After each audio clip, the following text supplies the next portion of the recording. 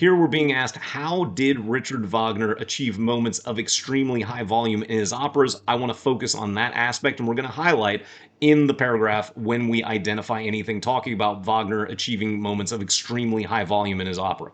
So, in the 1700s and 1800s, European composers experimented with volume in their musical works. Wonderful. Background doesn't tell me about Wagner and how he accomplished it.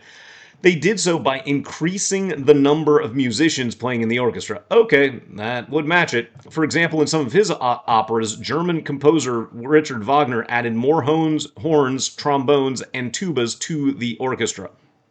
With more instruments playing at the same time, the orchestra could play extremely loudly at key moments in his opera, so we just need to find something that says more horns, more trombones, more tubas, more musicians. So choice A, moving the performances from outdoor stages to indoor stages. I'm just going to highlight outdoor and indoor and go, that's wrong.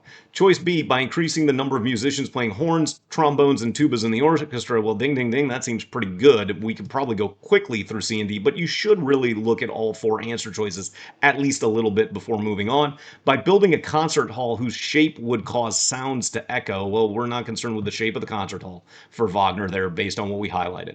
Choice D, by insisting that the singers undergo special training to sing for extended periods of time. It's not about the singers, it's about the horns and the tubas and the trombones.